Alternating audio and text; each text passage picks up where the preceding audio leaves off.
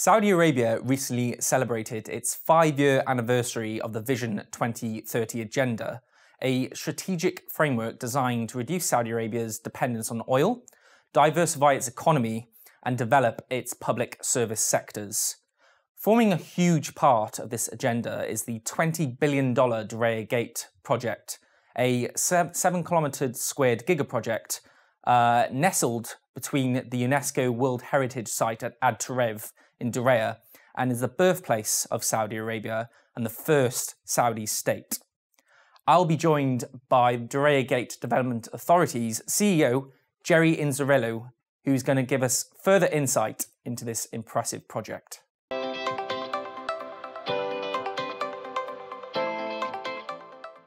Inzerillo, it's fantastic to finally meet you. Tell us what brings you to Dubai. Thank you very much. Good to see you, and congratulations on the great work that you're doing. It's an honor to be with you.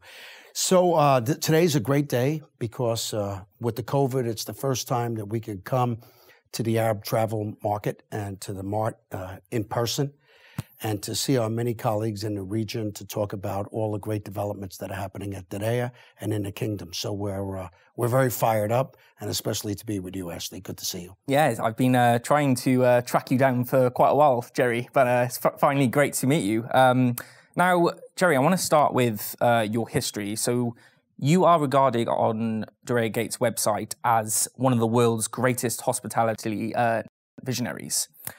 Your experience includes being the CEO of Forbes Travel Guide. You were the president of Kerzner Entertainment Group. And your role at Kerzner, you oversaw lots of tourist destinations across the world. So the question that I want to put to you is, what brought you to Saudi Arabia to become the CEO of Diriyah Gate Development Authority?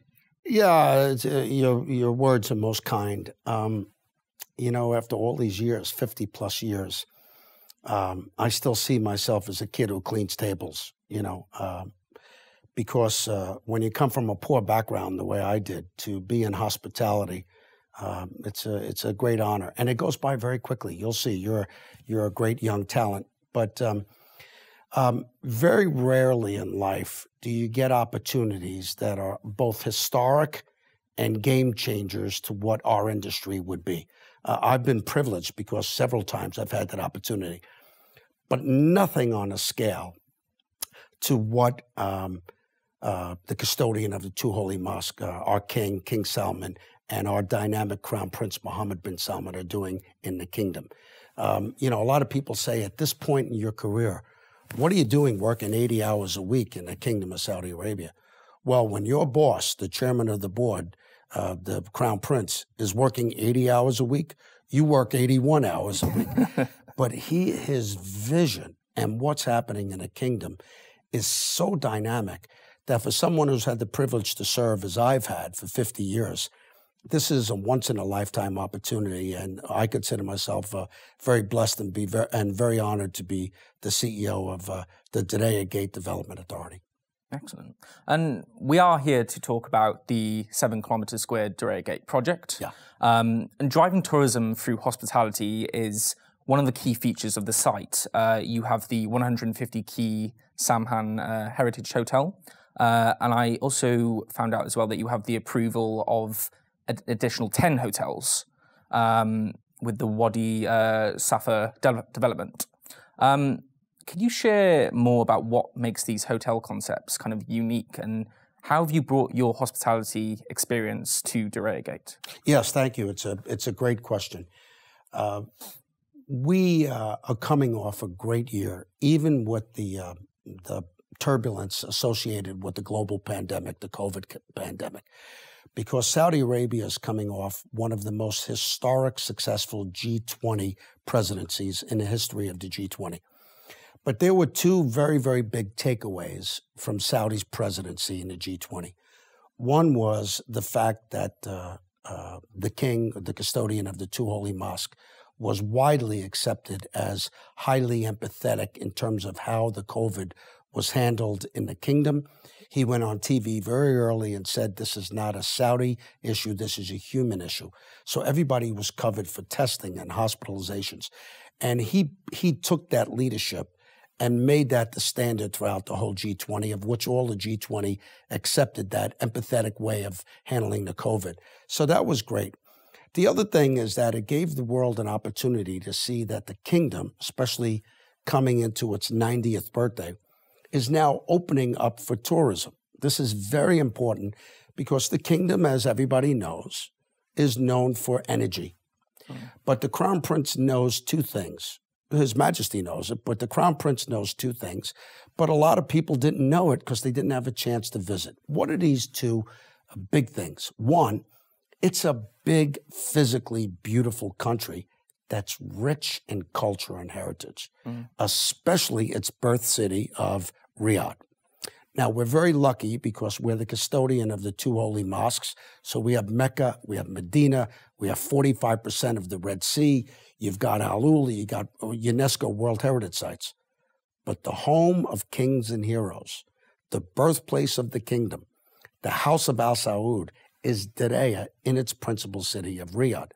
So what happened with the G20 is that a lot of people could see that it's a beautiful country. But the most important thing is that when we opened up the kingdom for tourism before we had to shut it down for COVID, the number one thing that came from visitors who came, and we were doing 55,000 visas a week, was the fact that the people were so warm and generous and hospitable.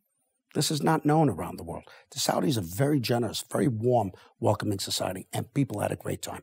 So now that we have all this encouraging news with the vaccinations, and now that we're getting ready to open up tourism, and one of the reasons why we're here today, it's to welcome people. But in terms of the kingdom, thanks to the Crown Prince and our wonderful Minister of Tourism, Ahmed Al-Khatib, we have a very robust national tourism strategy done by the upgraded now Ministry of Tourism, first time in the history of the kingdom, with our Saudi Arabia Tourism Authority, Saudi Tourism Authority, STA. So now we have a very broad vision to bring tourism from 3% of GDP to 10% of GDP. But that starts at the birthplace, which is Riyadh and Diriyah. So now we have to be ready. So we have a comprehensive strategy, 1-star, 2-star, 3-star, 4-star, 5-star. But Diriyah is not a theme park. It's the birthplace of the kingdom. So while we will have 25 million people come to Riyadh by 2030 and 7 million people come to our complex, we can't take the birthplace and trample it with just a Disney type of strategy.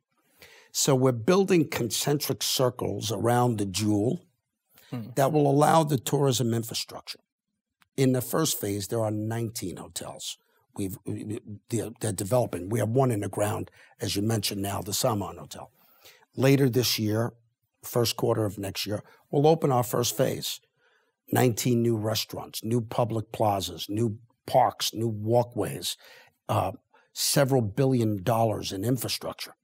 So we're coming out very quickly, and what is a long-term vision, people will get to see as quickly as the end of this year. Wow. And sounds very, very exciting. And personally, I can't wait to actually come visit after just what you told me there. Yeah, it's very exciting. A little nerve-wracking, but very exciting. I can imagine, big responsibility for you. But Jerry, you joined Diriyah Gate in June 2018. I'd like to know from you, how has the project evolved since you came on board? Yeah, we called that phase the inception phase. And we were actually created as an authority in late of 2017. And then to have the privilege, when the board asked me to become CEO, I had to finish what I was doing with Forbes Travel Guide, which was amazing, in 106 countries, talking about hospitality and service standards. But this was one of those opportunities that when the Crown Prince afforded me, I said, I can't miss this one. So I'm in. So in this inception phase, you have a great board, great vision, great resources. You then have to put together a team. You have to establish an employee culture. You have an unbelievable Saudi workforce that are highly educated, very young, very ambitious, passionate. But you got to get them up and running, right? So, and we, the Crown Prince is committed to not only Saudis and what's known as Saudiization. We have one of the highest Saudiization rates in the kingdom. Highest percentage of Saudi women in the workforce, highest percentage of Saudi women in management, highest percentage of staff that come from our community today at double digits. So you have to put that employee culture in place. Then the Crown Prince said, go and get the finest minds in the world, culture, heritage, design, architecture, infrastructure. Get the best. Let's come up with conceptual master plans. Let's get the conceptual master plans to detail master plans. Let's get the detailed master plans to full-on urbanization and urban planning. Put together a rock star design and development team that Jonathan Timms, our very talented chief development and design officer, has put together, one of the best in the world. Get that going, and then come out of the ground. And to think that we did all of that in 3 years, so it's been a very, very fast 3 years, and now we go into a very daunting schedule, which is the development schedule, because that's disruptive. You got construction and demolition, and you're excavating 6 million square meters of soil. Can you imagine? 700,000 dump trucks of soil. Just moving soil from one place to another on landfill and excavation, we're moving 2,000 trucks a day just to keep the community clean. It's the largest civil engineering project in the world right now. So this takes enormous logistical fortitude and enormous planning, and that's all been done. And now 2021, we've moved into the actual physical building.